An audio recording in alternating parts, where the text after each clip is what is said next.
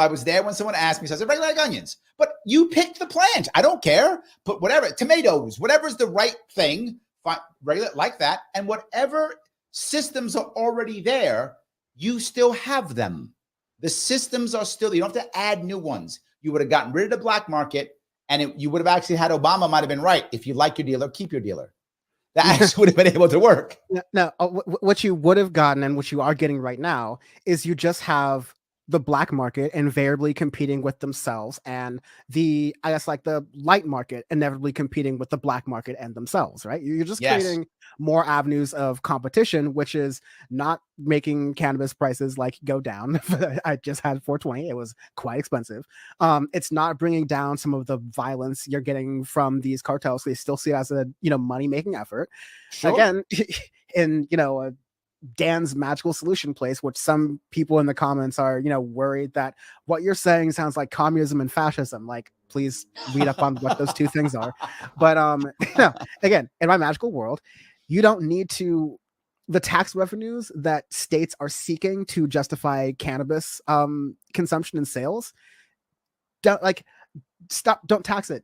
Make it so the people or the government own it. Like if you're just trying to get the revenues from that, then very clearly the government should be in the weed business. Like very clearly the government should be getting all those revenues instead of adding it onto it. That way you can cut out all of those different, okay, you got to pay this tax over here, this tax over here, and this person over here.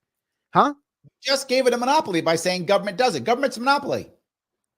You just made cannabis a monopoly. No. Yeah, I just want it to be a plant. If you want to grow cannabis in your backyard, grow it in your backyard. The amount of times when I was crossing the state, I had it was almost always an older white woman. I don't know why, but it was always that person. She'd walk up to me when I was at some fair, and she would say, Larry, I hope you win. And she would always whisper to me like she was some secret. And she'd say, I hope you win. I said, why? She goes, because I know you want to legalize cannabis, and I need it. I can't sleep without it. And I got to get my son to go buy it. And I'm scared that he's going to get in trouble.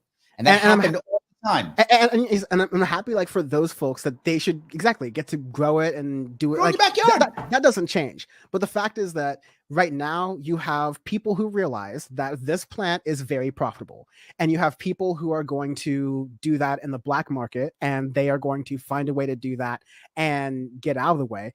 If you use the government's at least power to say, okay, maybe it's not going to be, government owned and bought weed. Like, you don't go to the Department of Cannabis and you get. That's what I'm worried about. Right? That's what I'm worried about. But you at least regulate it to not just the regular incentive land you have right now, but you regulate to say, okay, cannabis is only done by these, worker co-ops, these publicly run by the people institutions over here.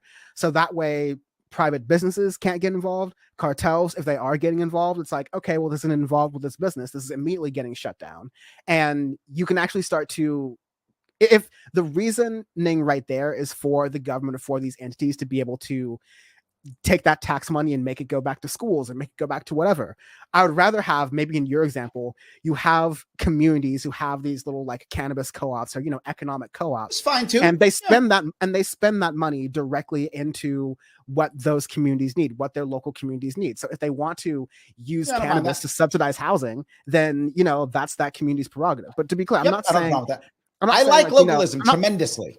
I'm not saying there's a government weed company, just like I'm saying there shouldn't be a government alcohol company, but you're also saying that hey, the government creates very strict rules over who can brew large amounts of alcohol and who can make large amounts of food. Yeah, but hold on. There's structures for that. Let me give you an example here. Let me give you an example here on why I think it doesn't matter. If you just let people do it. And the example is health food stores and natural food stores. Health food stores, natural food stores are all across the country. I'm sure you've been in them before in the past. I don't know if you shop there now, but I'm sure you've been in them before in the past. Most of the things in those stores are not FDA regulated. The vast majority are not, right? But they are regulated, and they're regulated through third parties. Third parties regulate them constantly. If something goes wrong, they actually get in trouble. The FDA has killed and maimed far more Americans than every single health food store, natural store in the country since the beginning of time. Guaranteed. And so where are all the deaths from the health food company, the health food stores and the natural food stores? There aren't any. Meanwhile, they're not really regulated. Why? The market can regulate itself people do decide to do it as long as there's some way of doing it. As long as the government provides basic ideas, you don't require a monopoly of government owning cannabis. People can just do what they want with it.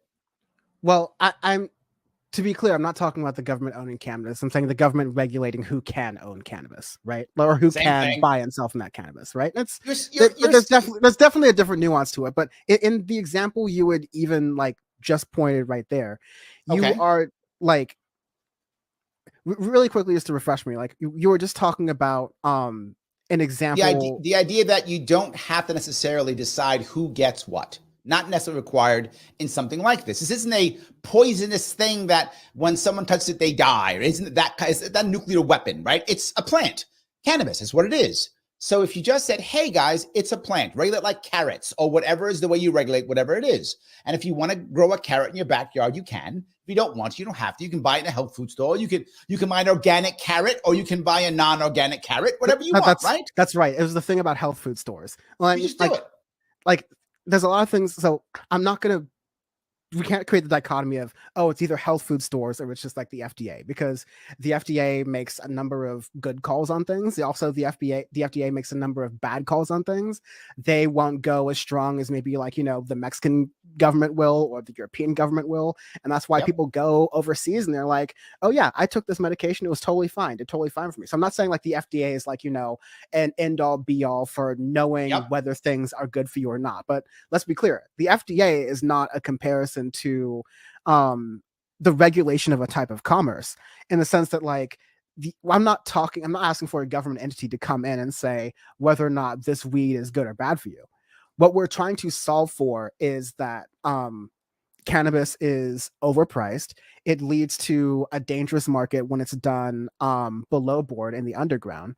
And when it's above ground, you have just a continuation of the issues that you would get from any business taking things over. So now you don't even have like, truly grown cannabis like you used to have from collectives anymore.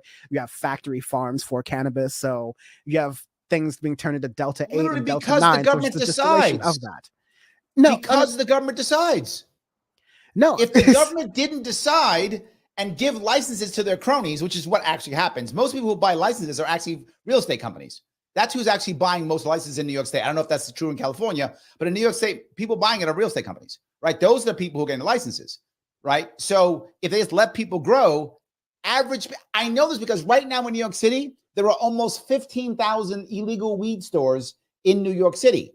And they are just regular people who live in that area, who are just selling to people they know and love, and nobody's dying. They aren't selling to kids. That's not happening. The other thing I'll point out here is that like the FDA, whenever they come out with like, numbers and things on whoever they've killed, exactly, that comes out because they keep track. Either the cartel goes, okay, we got to make sure our quarterly who survived off of our like fentanyl laced weed or whatever and who didn't. Like, no, you have stories and but the cops and the hospitals would keep track of that. That's how we know people overdose every year. They do keep track of it when they're dead. Cops and hospitals don't always have the best, like tracking of how people die. Like we still have videos of cops saying that like they got a little fentanyl on their pinky and then they passed out and keeled over. Do you think? Come on, let's be real here, Dan. Do you think if New York State, as an example, and I'm sure of this, could find any data showing how people are dying of cannabis, they wouldn't show it? Of course they would. They've been saying it's dangerous and they have no data. They just say it's dangerous. If they had, they would have been screaming at them from the top of the roof. If they could find data that cannabis kills people, I guarantee you Kathy Hope will be screaming that shit every week.